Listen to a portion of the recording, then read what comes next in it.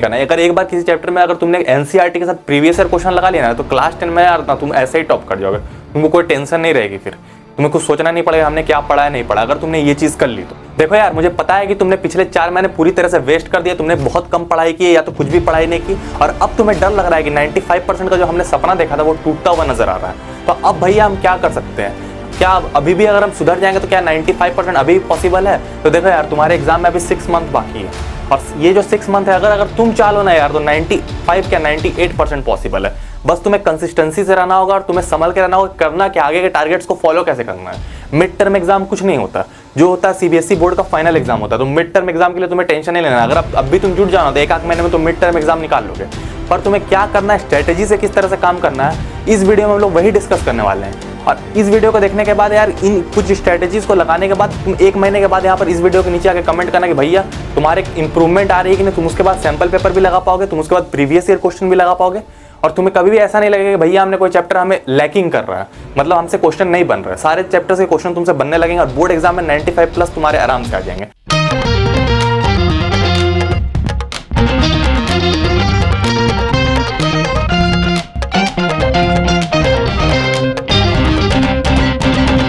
अब देखो यार तुम्हें एक रूल को समझना होगा। मैं अभी समझ के चल रहा हूं कि तुमने कुछ भी पढ़ाई नहीं कर रखी, तुमने 0 से स्टार्ट कर रहे हो तुम, लेकिन अगर तुमने कुछ चैप्टर पढ़ रखे तो तुम इसमें से चैप्टर्स को माइनस कर सकते हो।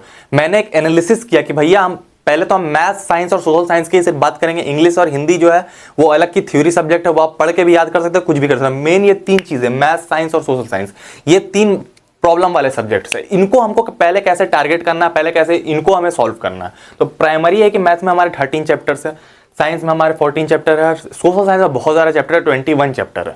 ठीक है, टोटल मिला के हमारे होते हैं 48 चैप्टर। अब इन 48 चैप्टर को अभी मैं बोर्ड एग्जाम की बात फोकस लेके चल रहा हूँ, मिड टर्म के बारे में हम लोग बात नहीं कर रहे हैं।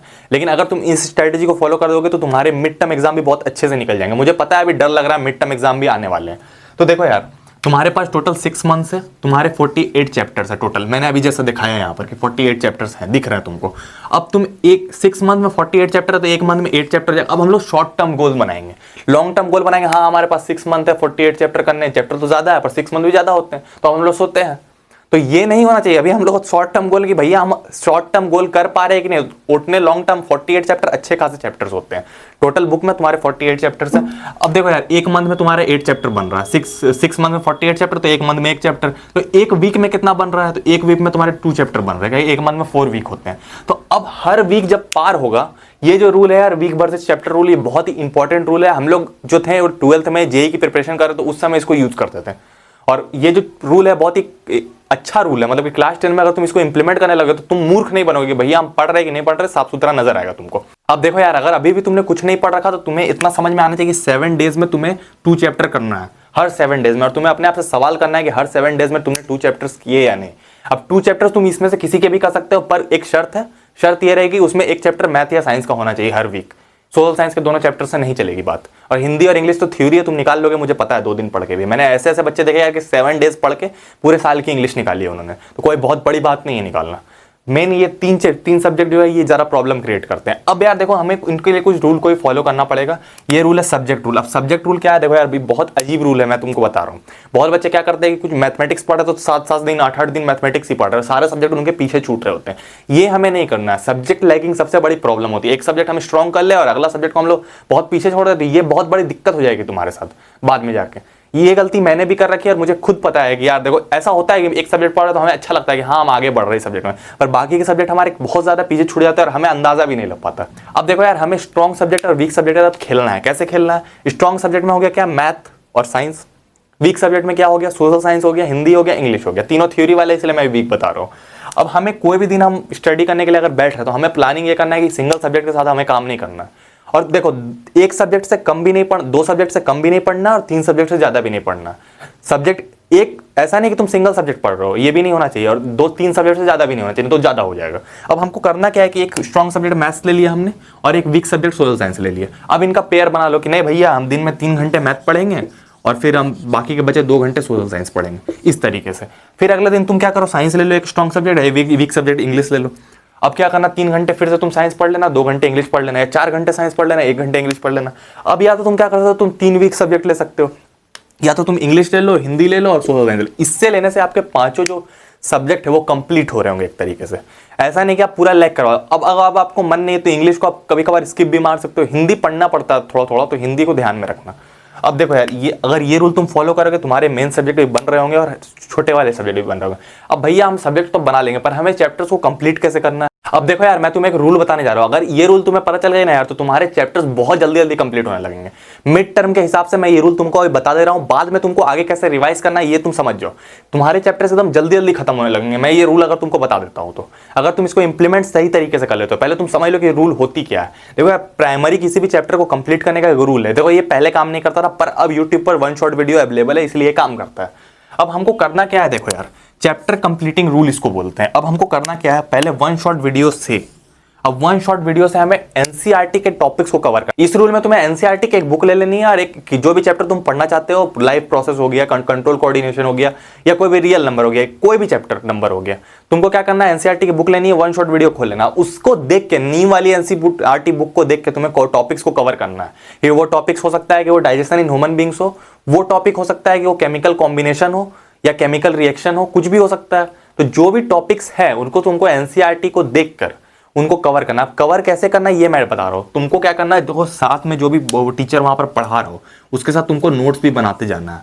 अब ऐसा नहीं कि अब तुम बोलोगे भैया हम दूसरे के नोट्स लेंगे, ये जो नोट्स तुम बनाओगे ना यार, जब कोई नोट्स कोई बंदा खुद बनाता है ना तो उसको क्या है, पूरी तरह से रिटेन हो जाती है हर चीज़। दूसरों के नोट्स तो तुम ले लोगे, नोट्स दूसरों का कब लिया जाता है, जब हमारे पास टाइम नहीं बचता।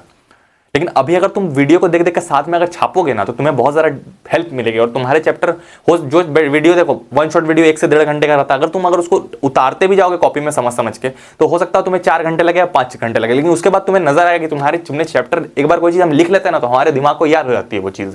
तो अगर तुम ऐसा लिख लोगे तो मेरी ये गारंटी है कि तुम्हें आधा ज़्यादा चैप्टर रिटेन हो जाएगा। और जब तुम वन शॉट वीडियो के साथ अगर तुम नोट्स बना लोगे तो तुम्हें चैप्टर रिटेन हो जाएगा। और जब तुम ये कर लेते हो तो तुमको क्या करना है, एनसीईआरटी के एग्जाम्पल में घुस जाना है।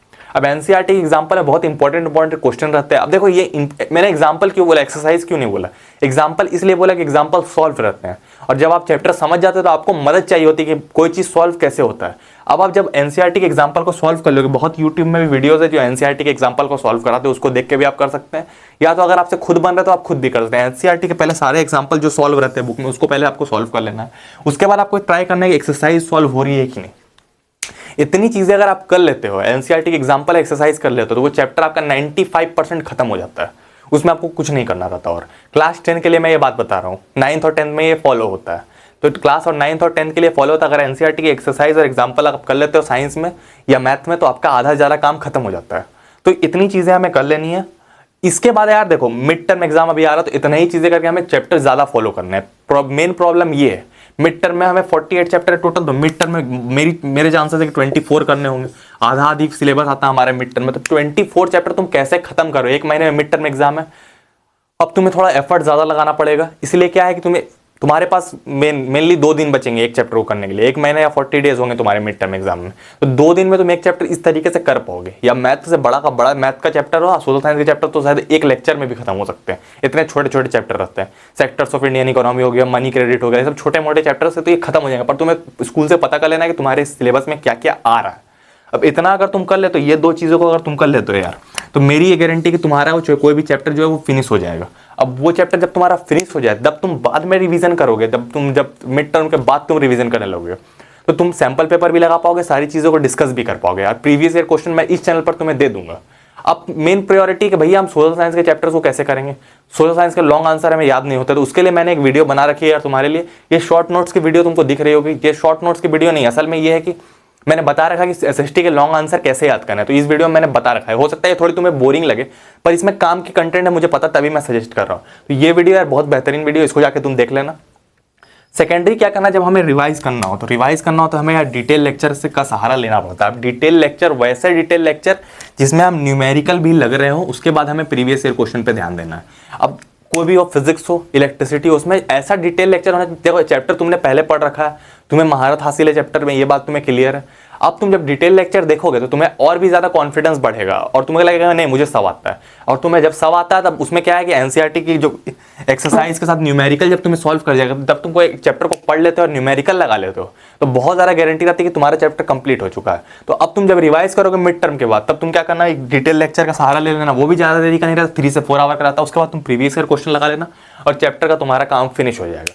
अब उस चैप्टर में तुम्हें कुछ नहीं करना है। अगर एक बार किसी चैप्टर में अगर तुमने एनसीईआरटी के साथ प्रीवियस ईयर क्वेश्चन लगा लिया ना तो क्लास 10 में यार तुम ऐसे ही टॉप कर जाओगे, तुमको कोई टेंशन नहीं रहेगी, फिर तुम्हें कुछ सोचना नहीं पड़ेगा हमने क्या पढ़ा है नहीं पढ़ा, अगर तुमने ये चीज कर ली तो ठीक है। तो हम लोग आगे देखेंगे। ये 3 सब्जेक्ट रूल मैंने बता दिया, इतनी चीजें मैंने बता दी है। उसके बाद एक और रूल आता है यार, ये जो तुम टाइम कंजर्वेशन करते हो ना, ये सबसे बड़ी प्रॉब्लम हो जाती है कि भैया हम स्कूल में नहीं पढ़ेंगे हम तो ट्यूशन में पढ़ेंगे। तो ये सबसे बड़ी प्रॉब्लम है आजकल के दिन में। तुम्हें क्या करना है, स्कूल में जब टीचर नहीं पढ़ा रहा हो तो तुम्हें क्या करना है, अपनी सेल्फ स्टडी करनी है। ये बात तुम्हें दिमाग में डाल लेनी है। अगर तुम्हें लगता है कि तुम्हें एक टाइम टेबल भी बना के रखना है कि हाँ ये दिन ये सब्जेक्ट है, अब टाइम टेबल को दिमाग में रख के चलना, इस टाइप का तुम्हें एक टाइम टेबल बना लेना। अब इस टाइम टेबल को तुम्हें इंप्लीमेंट कैसे करना, अगर तुम्हें लगे कि किसी दिन पढ़ाई नहीं हो रही है तो तुम सैटरडे ऑफ ले सकते हो। अगर तुम्हें लगे कि इस दिन कोई काम नहीं है तो उस दिन तुम ऑफ ले सकते हो। सैटरडे संडे तुम्हारे 2 दिन हो जाएंगे। उन 2 दिनों में तुम फायदा उठा सकते हो एक्स्ट्रा। मतलब कि जो ये नहीं कि तुम घर में ऑफ लेके तो घर में सो रहे हो, ये सब नहीं चलेगा। तुमको घर में सोना नहीं है, तुम्हें क्या करना है, चैप्टर्स को कंप्लीट करना है। जैसे मैंने तरीका बताया, 1 शॉट वीडियो का सहारा लेना है। अभी 24 चैप्टर अभी तुम्हारे मिड टर्म में आ रहे होंगे, इसको पहले हम लोग टारगेट करेंगे और इन 24 चैप्टर को तुम्हें 1 शॉट से और एनसीईआरटी के एग्जांपल एक्सरसाइज से कवर करना। बाद में हम लोग लॉन्ग वीडियो लेंगे, अभी सिर्फ हम लोग 1 शॉट का सहारा लेंगे। अब बचा तुम्हारा कॉम्पिटेंसी बेस्ड क्वेश्चन, उसका बहुत बड़ा हुआ बना हुआ कि कॉम्पिटेंसी बेस्ड क्वेश्चन ये है वो है, हमसे नहीं बनेंगे। तो ये जो हुआ है ना यार, ये बिना मतलब का, अगर तुम एक बार प्रीवियस ईयर क्वेश्चन लगा लेते हो ना, मैं तुम्हें एकदम सटीक ट्रिक बता रहा हूँ। कॉम्पिटेंसी बेस्ड क्वेश्चन के लिए तुम्हें इधर उधर बिल्कुल भटकने की जरूरत नहीं है। प्रीवियस ईयर क्वेश्चन तुम बना लेना किसी भी चैप्टर का। पिछले साल भी 20% 40% प्रीवियस ईयर क्वेश्चन आ रहे थे, इस बार 50% हो गए। तो 40% तुम्हें आइडिया तो लगेगा कॉम्पिटेंसी बेस्ड क्वेश्चन आते कैसे हैं। प्रीवियस ईयर क्वेश्चन मैं इस चैनल में तुम्हें प्रोवाइड कर दूंगा, तुम्हें टेंशन नहीं लेना। पहले तुम्हें चैप्टर कंप्लीट करना है, प्रीवियस ईयर क्वेश्चन करना है, कॉम्पिटेंसी बेस्ड क्वेश्चन तुम्हें निकल जाएंगे आराम। अगर तुम्हें फिर भी कोई प्रॉब्लम है तो तुम बताओ, मैं तुम्हें अलग से कॉम्पिटेंसी बेस्ड क्वेश्चन के लिए वीडियो बना कर दे दूंगा और सामने हम लोग सॉल्व करेंगे कॉम्पिटेंसी बेस्ड क्वेश्चन। तो आई होप यार तुम्हें और सारी चीजें समझ में आई होगी। मैं फिर से एक बार रिपीट कर देता हूं, तुम्हें देख लेना तुम्हारे कितने चैप्टर्स बचे हुए हैं, 48 हो या 23 हो, कुछ भी हो, जितना तुमने कर रखा तुम माइनस कर देना। उसके बाद तुम्हें पता चल जाएगा कि 6 मंथ में तुम्हारे कितने चैप्टर बचे हुए हैं। उसके बाद तुमको देखना है कि तुम ये रूल तुमको फॉलो करना है कि 2 सब्जेक्ट पर डे का रूल फॉलो कर लेना कि एक सिंगल सब्जेक्ट किसी भी दिन मत पढ़ना। सेकेंडरी क्या करना है, हमें चैप्टर वाइज किस तरह से 1 शॉट वीडियो को देख के हमें चैप्टर्स को कंप्लीट करना। उसके साथ साथ 1 शॉट वीडियो के साथ हमें नोट्स भी बनाने होते हैं, साथ साथ में लिखते रहना टीचर के साथ जो भी पढ़ा रहा हो तुम। और उसके बाद तुम्हें क्या करना है, एनसीईआरटी के एग्जांपल और एक्सरसाइज कर लेना, यहाँ तक तुम्हारा चैप्टर खत्म हो जाएगा। तो इतनी चीज अगर कर लेते हो तुम यार, तो तुम भी टॉपर की कैटेगरी में आराम से आने लग जाओगे। अगर कोई बच्चा नया है यार इस चैनल पर तो उसको सब्सक्राइब जरूर कर लेना। और तुम्हें लगता है कि तुम्हारे अगर किसी फ्रेंड को इस वीडियो की जरूरत है तो प्लीज यार उसको शेयर कर देना। वो तुम्हें ही बोलेगा कि यार भाई ने अच्छी चीज बताई है। तो प्लीज अगर तुमको लगता है कि किसी फ्रेंड का तुम्हारा सिलेबस कंप्लीट नहीं हुआ और उसको इस वीडियो की जरूरत है तो उसको शेयर जरूर करना यार। ठीक है यार, मिलते हैं हम लोग किसी और वीडियो में। तब तक 95% को तुम्हें टारगेट लेके चलना और तुम फोड़ोगे 95%। ठीक है, मिलते हैं हम लोग किसी और वीडियो में। Bye bye.